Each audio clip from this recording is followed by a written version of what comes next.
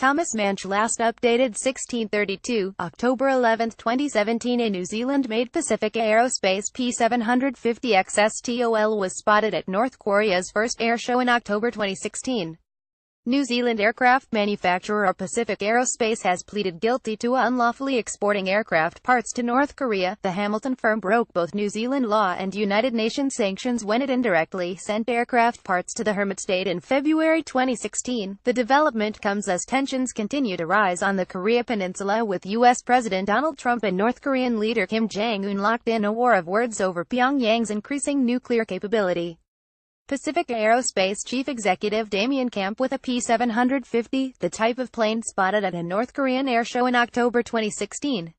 The U.S. is trying to strangle North Korea economically through sanctions to give up its nuclear ambitions, while Kim has accused the U.S. of declaring war and threatened to detonate a nuclear device over the Pacific as a demonstration of his country's ability.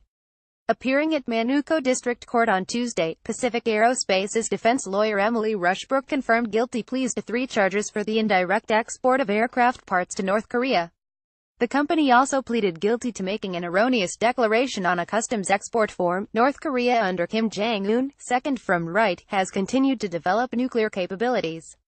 Read more. Customs charges Pacific Aerospace for alleged unlawful exports to North Korea. Kiwi firm investigated after plane ends up in North Korea. How did a New Zealand-built plane end up at a North Korean airshow? Prime Minister Bill English in the dark over raid. Both Pacific Aerospace Chief Executive Damien Camp present at the hearing, and New Zealand Customs declined to comment after the hearing. Judge John Bergsang set down sentencing for January 2018. The P750 XSTOL, called the Swiss Army knife of an aircraft by its maker, is able to take off on short runways, ascend quickly, and carry heavy loads. International security expert and Waikato University law professor Al Gillespie said the judge should throw the book at the company given the gravity of the international situation. "I cannot think of a more serious situation on the planet now."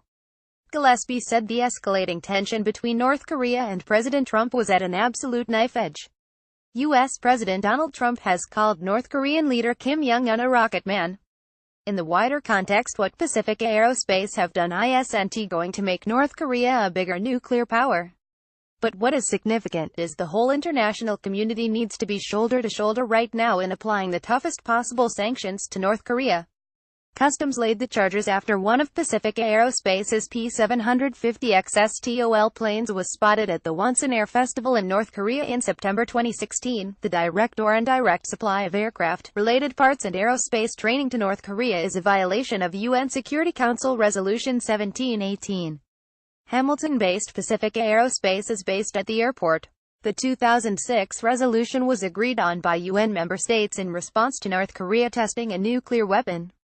Under New Zealand law, a company which breaches a unmandated ban can be fined up to $100,000. A company can be fined up to $5,000 for making an erroneous declaration under the Customs and Excise Act. Previously, Pacific Aerospace Chief Executive Damien Camp expressed surprise when the P750 XSTOL plane was sighted at the Wonsan Air Festival.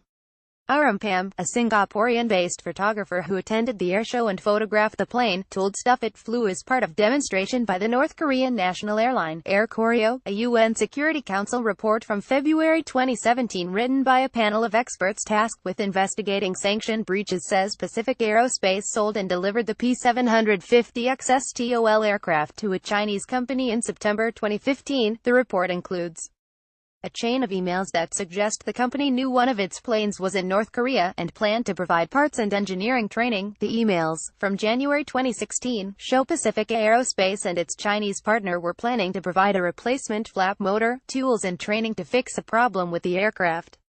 "We are planning for name redacted to deliver training on how to replace the flap motor, and he will provide the necessary tools for one of the BGAC reassembly team to be able to replace the flap motor in North Korea," an email from Pacific Aerospace to a Chinese counterpart said. Trump tweeted on Sunday that only one thing would work to stop Kim Jong-un's regime from further developing a nuclear arsenal aimed at hitting the U.S. mainland. While he didn't provide further explanation, it left observers speculating that it might be a military choice, and military exercises have stepped up in recent weeks, including a flight of US B-1 strategic bombers near North Korea this week.